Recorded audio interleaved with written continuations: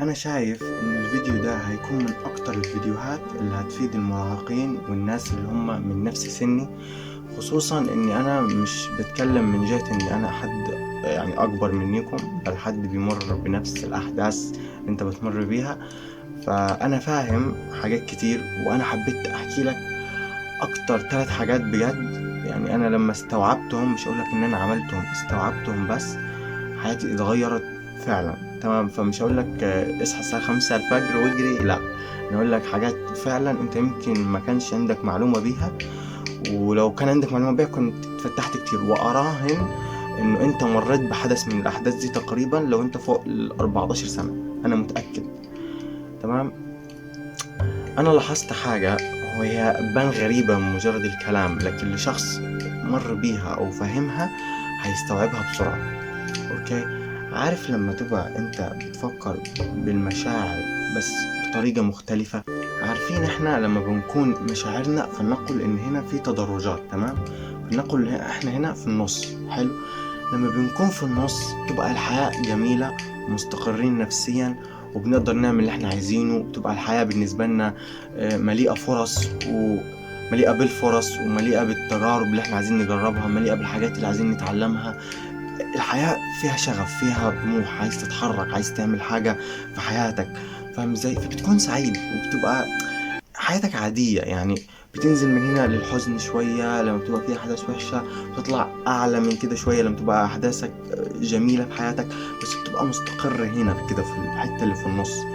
لكن أحيانا بتتخطى الحتة اللي في النص وبتصعد لحتة تانية بتبقى أعلى من كده بكتير، أعلى من الأفريج العادي لينا.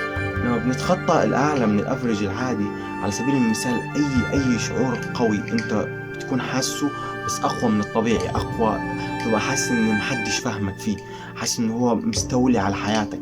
شعور معين ممكن أنت تكون معتقد إن هي فكرة، زي أنت فكرة مآمن بيها، أو فكرة شايف إن أنت الوحيد اللي بتفكر فيها.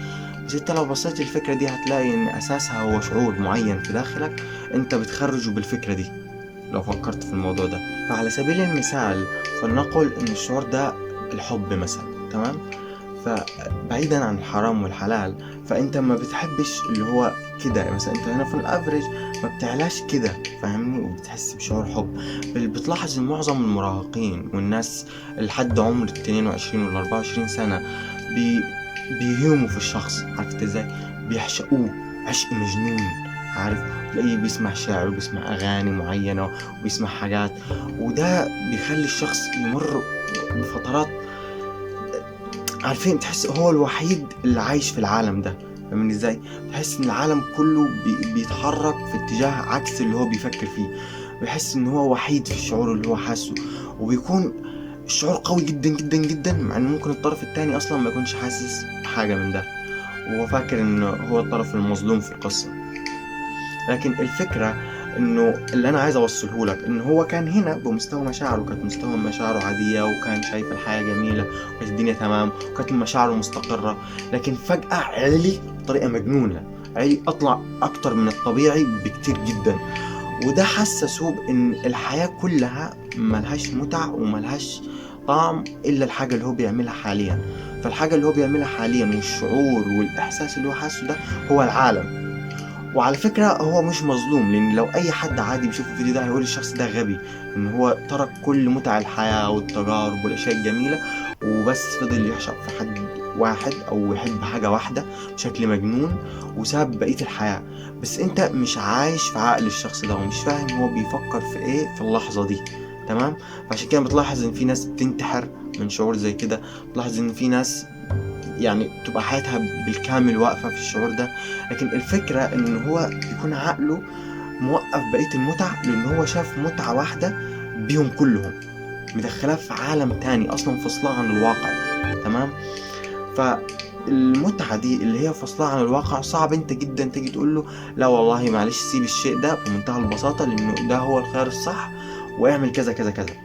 عمره ما هيضيعك في الحاجة دي ابدا. تمام. ف الشخص ده بيكون معذور، لان انت مش فاهم هو بيفكر في ايه.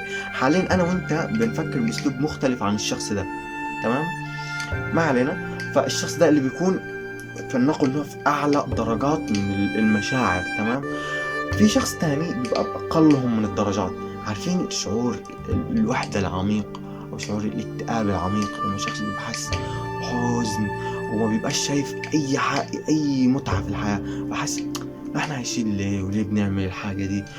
وليه مضطر أقوم النهاردة الصبح؟ ليه مضطر إني أعيش الحياة دي؟ ليه اتولدت هنا؟ ليه بعمل كذا؟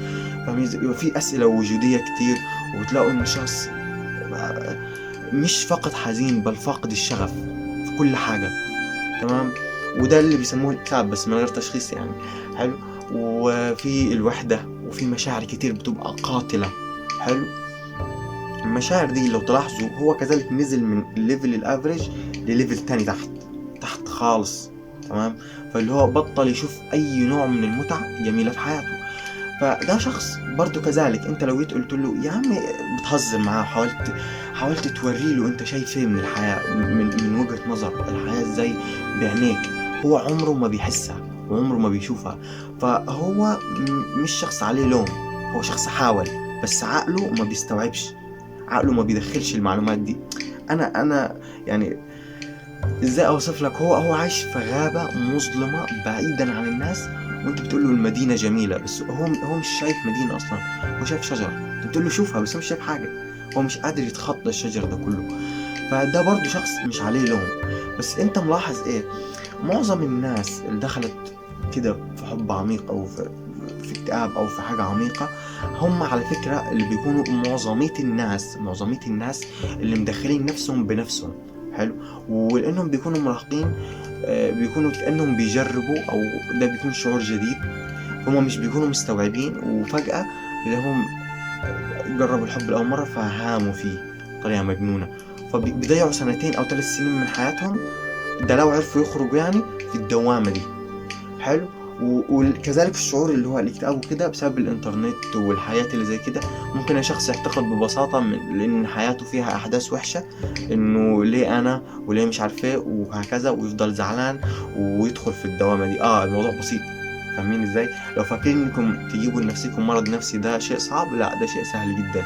لو قررت الفكرة على مخك اللي هو انا حياتي وحشة، انا كذا، ليه انا الوحيد اللي بمر بالاحداث دي، وما استوعبتش ان احنا اصلا في الحياة دي عبارة عن كبت، وان الناس عبارة عن ناس زبالة، فطبيعي ان هم بيشكوا فيك، طبيعي ان هم بيقولوا لك كلام وحش، طبيعي ان الحياة بتمر فيها باحداث وحشة، دي طبيعة الحياة. اللي المفروض تعمل انك تستجيب عادي، بتحاول انك تحسن من نفسك، بتتقبل الاحداث الوحشة، بتحاول تكون افضل.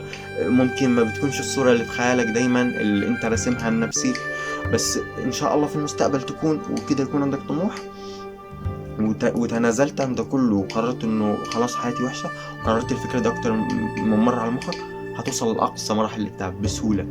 تمام. لو فضلت تكرر فكرة ان انا بحب الشخص ده بجنون، مع انها كانت نظرة، واحنا عادي مشاعرنا بتكون متقلبة اساسا، وفضلت تكرر الفكرة دي في دماغك، هتحب الشخص ده بجنون. فانت اللي بنسبة كبيرة جايب لنفسك الاذى ده. تمام.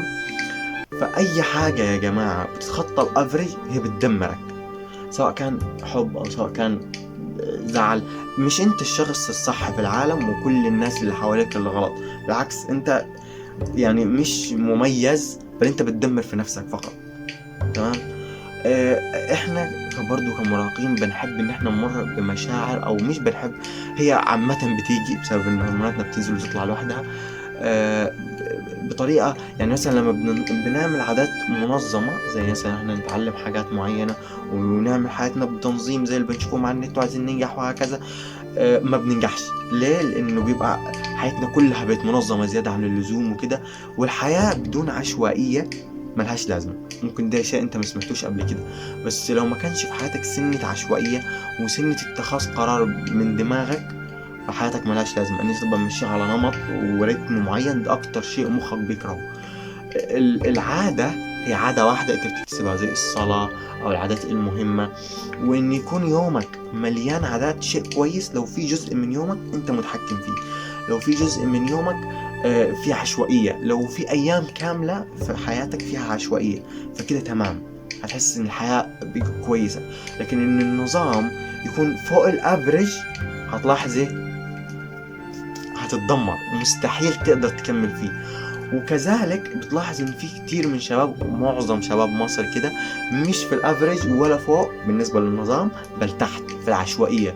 لهم بيمروا معظم الشباب عايشين في اغاني اللي انتوا عارفينها، يعني سرحانين في عالم تاني مختلف عن العالم العادي. بس هو معظم الناس اللي حواليهم مرين بنفس الحلقات، مرين بنفس الحاجات دي، هم شايفين ان ده الطريق الصح. اوكي، وهم نازلين تحت عن العادي، وبتلاقيهم على فكرة معظمهم مرضى نفسيين، لان هم نفس الشيء، نزلوا عن الافريج الطبيعي العقلاني. وفي شباب تانيين بتلاقيهم بيتأثرين بالغرب، وان هم عايزين يعملوا كل شيء بتحرر زايد، ويعملوا كل شيء بحاجة زايدة. تمام. برضو كل التحرر الزايد، وان انا اعمل اشياء بعشوائية وجنون وفوضى زائدة، نفس الطريقة هتوصلك طالما انت نزلت تحت عن الافريج، هتوصلك في النهاية الى الجنون. تمام. وكذلك لو فضلت في النص ما بتعملش اي حاجة، نفس الشيء. احنا حياتنا طبيعي كبشر هنا في النص، فترة ننزل نطلع، شوية عشوائية، شوية انتظام، حزن، حب، كده نطلع ننزل هنا في الافريج ده. صدقني اكتر من كده المشاعر هتكون قوية، والمشاعر القوية بتبقى اجمل من المشاعر العادية، بس هي في النهاية بتوديك الى التهلكة. اي حاجة اكتر من العادية، دوبامين اكتر من الطبيعي هيهلكك، سعادة اكتر من الطبيعي انت كده رايح للمخدرات داخل، فاهم؟ فاي حاجة اكتر من الطبيعي بشريا وعلميا وفلسفيا هتهلكك. فلو انت ما عملتش اي حاجة من الحاجات اللي انا قلتها، وما دخلتش في شيء زيادة عن اللزوم، فدي نصيحة ليك عشان ما تعملش كده مستقبلا. ولو انت اوريدي في كده، فانت فهمت الغلطة جت من فين، لان انا متأكد لو انت في نص العالم العشوائي ده، فانت هتقول طب هو انا ايه اللي وصلني لهنا، وانا بدأت من فين اصلا، وانا ايه اللي جابني هنا. تمام. في ناس على فكرة يا جماعة، عشان ما نبقاش ظالمين حد، مروا بأحداث غصب عنهم، يعني حوادث أدتهم لأمراض نفسية، أشياء كده، فاهمين؟ أشياء غصب عنهم. أنا ما بحكيش عن الفئة دي، الفئة دي ببساطة يتعالجوا ويعدوا من الأشياء دي ببساطة. ولو أنت جبت لنفسك الحاجة دي زي ما أنا قلت لك، كذلك نفس الحل هو إنك تعالج، وإنك تحاول تبعد فكرة الشخص اللي في دماغك ده برضو، لو كانت كده تحاول تبعد فكرة الشخص ده اللي في دماغك، وتحاول تقلل التفكير فيه واحدة واحدة واحدة واحدة. وصدقني صدقني مع الوقت هتنساه، وقت طويل شوية، بس زي ما انت اخدت وقت طويل بفكر فيه، وقت طويل بتنسى، ده طبيعي. فدي نصيحة هتوفر عليك 3 سنين من حياتك، سواء انت عملتهم ولسه عارف النصيحة دي متأخر، او سواء انت لسه هتعمل ده، كنت هتعمل ده مستقبلا. صدقني دي حاجة حصلت في حياة كل مراهق فينا، او لسه هتحصل. ف اعتني بنفسك، مشاعرك اوريدي بتتلخبط، مش لازم تكون كامل، احنا كبشر مش كده. مش لازم تكون بتقدم، يعني بتكون شخصية زي اللي نفسك، زي اللي نفس الناس تشوفك فيها، تشوفك شاطر او ناجح او يكن. شوف نفسك في الشخصية اللي انت بتحبها، تقبل نفسك، حب نفسك. دي الحاجة اللي انا كنت عايز اقولها بس.